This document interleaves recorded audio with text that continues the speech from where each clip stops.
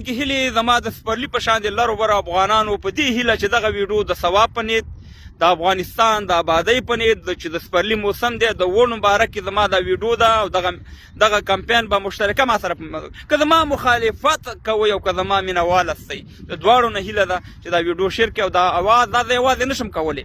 ګورئ مخالفت به په خپل ځواني وي، حکومتونه به بدلیږي را بدلیږي، مګرم دا افغانستان زموږ او ستاسې به پاتې، دا وطن به پاتې، دا به زموږ بچیانو ته انبسیانو ته افغانانو ته به پاتې، دلته به په دې کې ژوند کوي. نو د دې دپاره چې دغه سپرلي موسم دی غواړو چې په افغانستان کې ونې یو مهم وچلو او د افغانستان شین کو. ګوره د اروپا ولې شنه ده؟ دا یوازې حکومتونو دا کارونه نه دي کړي، ولس هم کړي دا کارونه. نو د دې په باره کې به انشاءالله زه اول د خپل ځانه به زه شروع کوم.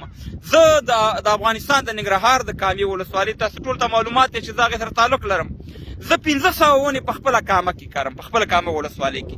تاسې هم داسې وکړئ چې هر یو راپاڅېږي په خپلو ولسوالیو په خپلو ځایونو کې ونې وکرئ. دا کوم قوم پرستي نه ده او نه کوم دا دغه دی. یو خو تاسو د خپلې منطقي معلومات هم کېږي، بل دا دی چې هلته رسیدګي هم کولی شي. د کرلو نه علاوه چې دی د هغې ساتل ډېر مهم دي. ګوره په جمهوریت کې خلکو ونې وکرلې، خو یو څو ورځې بیا ونې ورکې شوې، هر څه ورک شو. نو دغه ونې چې موږ او تاسې کرو د دې دپاره د اوبو بندوبست د دې ساتلو دپاره به دا شی به هم په ذهن کې ساتو. داسې نه چې ویډیو وکړو دلته رسۍ مهربانه او بس بله ورځ نه بوټی وي او نو دغه وي. نو انشاءالله دا شروع به زما نه د خپل ولسوالۍ کې به 1500 بوټي یا ونې به زه کرم او د دې د اوبو غم به هم زه کوم. خو زه یو خبره کوم چې 1500 بوټي کوم غټه کارنامه نه ده. په دې 1500 بوټو څومره مصرف راځي په لاچواني؟ 15000 افغانۍ. یعنې 15000 افغانۍ زه په لندن کې اوسېږم، په انګلینډ کې. ما دپاره څه شی دي؟ نو 1500 بوټي به زه کرم.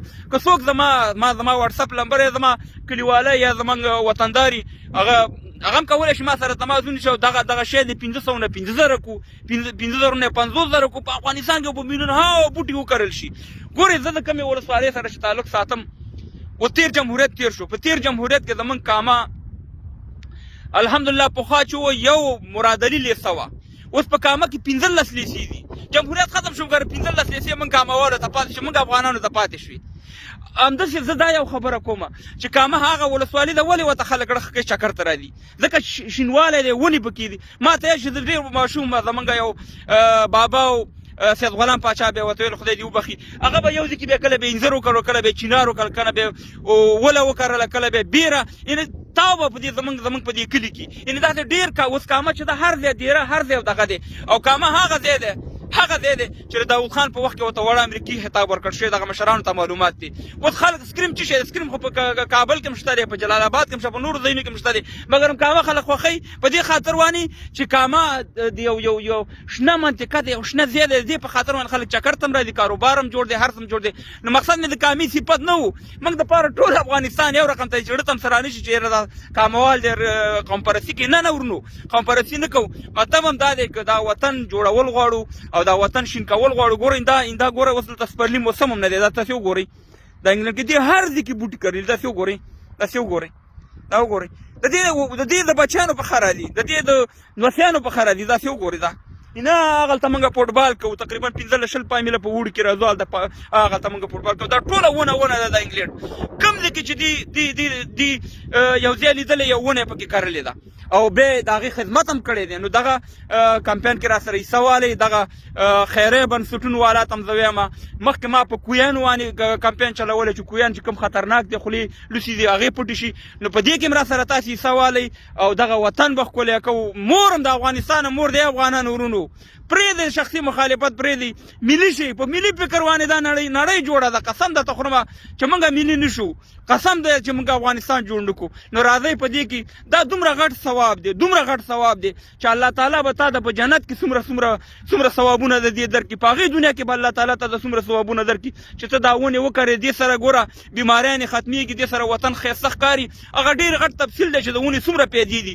نو راځئ همدغه ونې وکرئ په خپل هېواد کې، په افغانستان کې، په خپل کلي کې وکرئ. داسې نه چې ما ته پیسې راکړئ یا بل ته پیسې راکړئ. که دا امکانات در سره نه وي، بیا یو بل سره کومک وکړئ او ورته وایئ چې زما د طرف نه دومره ونې په دومره ځای کې وکره. نو الله دې وکړي چې په دې کمپین کې تاسو سره ما سره حصه والی او دا میسج ټول افغانستان ته شیر کړئ او ټول افغانان په دې کې دغه وکړي چې ونې وکرئ او دا وطن ګلي ګلزار کړئ. افغانستان دی زموږ مور ده او مور چې څومره ښایسته کېږي سړي ته خوند ورکوي زوی ته خوند ورکوي. نو راځئ د دې خپلې مور خدمت وکړو او دا ونې وکرو. دومره مصرف نه راځي ما راته وویل معمولي خبره ده. راځئ په دومره شینو باندې پیسې ورکوو که د دې وطن د یو بوټی شین کړو او دې ته یو خدمت هم وکړو دې وطن ته. او افغانستان ډېر ښایسته دی، غر لري، شګه لري، خاوره لري، تیږه لري، اوبه لري. که ونه پکې دغه شي څومره به ښه ښکاري. دنیا به چکر ته راځي، نړیوال به چکر ته راځي. ما دنیا لیدلې ده، ما بیا ښکته وطن هم لیدلی، پورته افغانستان مې صنعت لیدلی دی چې څومره ښایسته دی، څومره ښکلا لري.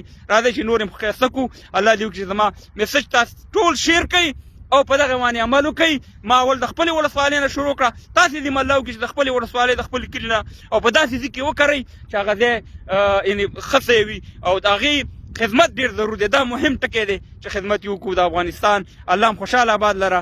په دې هیله چې دا ویډیو شیر کړئ. زنده باد ټول افغانان، ټول افغانستان زموږ د زړه سر دی او دا خدمت هم که وکړو الله به ډېر اجر راکړي او دا وطن به ډېر ښایسته شي. د انګریزان هم ګورئ دې پار ته بېادبي د ډېره ما پې سپی راولي نه، هلته اوس مې یو را روان کړی غول وکړي، غول بېادبي د ما پې سپی په پښتو په دا کې به ویم هغه پلاستیک ورسره راوچتې کړي هغه غول او په پلاستیک کې هلته بیا ویسي په هغه دا کې ور واچي. یعنې دومره خدمت کوي خپله، دا نه کوي چې هغه به ځای وانې پرېږدي. یعنې که دا کار موږ وکړو دا کافر دی. موږ او تاسې مسلمانان یو افغانان یو وطندار خپل وطن خدمت باید خپله وکړو. نه یې امریکا جوړوي نه یې راته برطانیه جوړوي، خپله به خپل هېواد جوړو. په دې هیله چې دا ویډیو